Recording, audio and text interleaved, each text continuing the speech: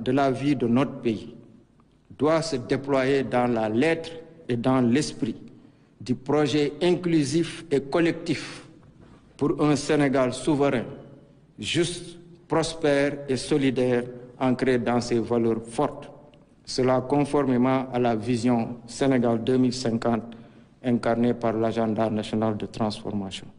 Monsieur le Premier ministre, nous vous adressons nos chaleureuses félicitations. À présent, je vous passe la parole. Sur les premiers mots du tout nouveau Premier ministre de la République du Sénégal. Je vous remercie, Monsieur le ministre, secrétaire général de la Présidence. Je voudrais tout d'abord remercier Dieu le Tout-Puissant pour ses grâces infinies à mon endroit.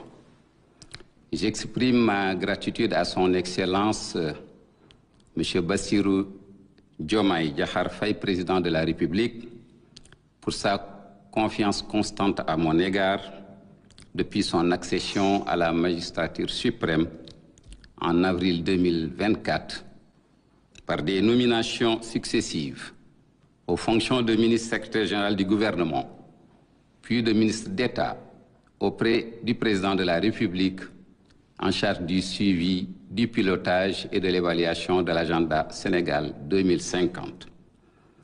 Cette confiance culmine aujourd'hui par cette nomination en qualité de Premier ministre. Je considère cette nouvelle charge comme un sacerdoce.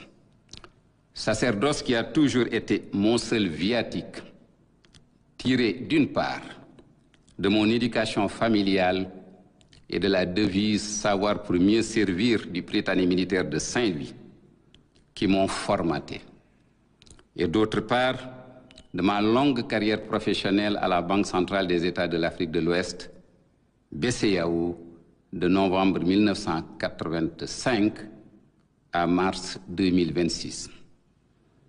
Je voudrais saluer le travail fructueux effectué et qui a permis de doter notre pays d'un agenda national de transformation, d'un master plan, d'un programme de redressement économique et social et d'une stratégie nationale de développement quinquennale sous l'impulsion du président de la République et la coordination du Premier ministre sortant, M. Ousmane Sonko, en ma qualité de ministre secrétaire général de gouvernement, puis de ministre d'État sous l'autorité du président de la République. Je voudrais souligner l'importance que le président de la République attache au devoir de mémoire vis-à-vis de tous ceux qui se sont sacrifiés, dont certains au péril de leur vie, pour les alternances démocratiques au Sénégal et plus récemment celle de 2024.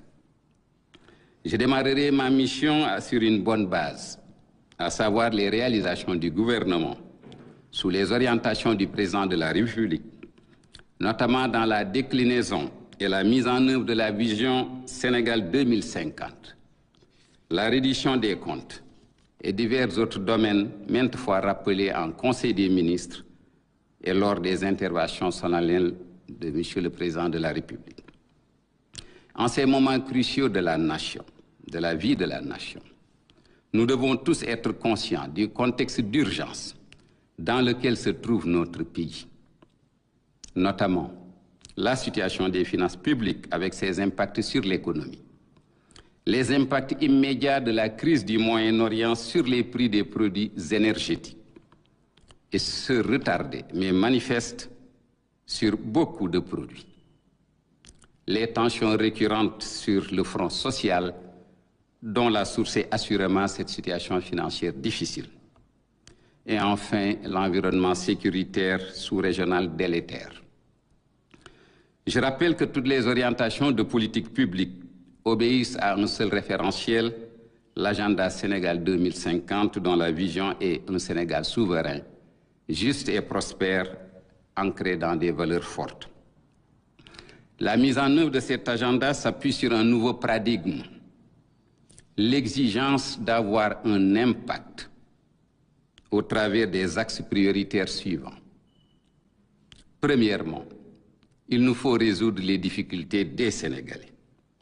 Deuxième axe, le Djoub Djoubel Djoubanti dans toutes ses composantes, qu'elles soient sociales, territoriales, comme pour la gouvernance. et enfin la souveraineté économique, géostratégique et culturelle. Le Sénégal est à un tournant. Cela appelle à une mobilisation de la nation autour de cet agenda. Sénégalais d'ici et d'ailleurs, jeunes, femmes, ruraux, citadins, société civile, autorités religieuses et coutumières. Tout ceci se fera avec l'exigence de maintenir notre engagement africain et notre label d'une référence en Afrique en matière de cohésion nationale et de défense de la démocratie. Il ne s'agit point d'un changement de cap dans les engagements de transformation systémique du Sénégal. C'est plutôt un changement de méthode dans la cohérence institutionnelle et de l'action gouvernementale voulue par les chefs de l'État, en veillant à la fidélité aux engagements du projet, impulsé par tous ceux qui se sont mobilisés autour du programme Diomaye Président avec comme socle le PASTEF. Je voudrais par ailleurs rassurer le secteur privé local, les partenaires techniques et financiers et les investisseurs étrangers. Le Sénégal est un pays sûr et fiable et entend le rester.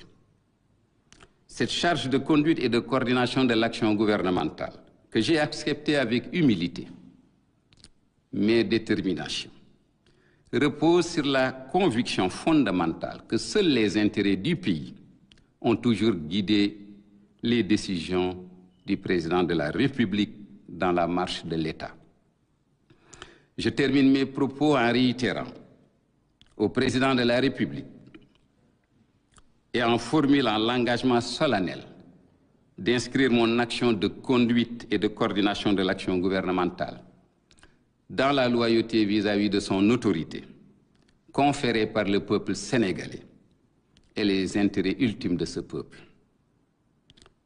Je remercie mes parents, mon défunt père, paix à son âme, et ma mère pour les valeurs qu'ils m'ont inculquées de servir dans l'humilité et la conviction de nos responsabilités devant Dieu. Dieu qui dit ceci: et craignez le jour où vous serez ramenés vers Allah. Alors chaque âme sera pleinement rétribuée de ce qu'elle aura acquis et ils ne seront point lésés. Je sollicite vos prières, que Dieu veille sur le Sénégal et ses dirigeants. Salaamu aleykum mbokk yi. Dama bëgg li may njëkke mooy sant Yàlla ci xéewal yi ma defal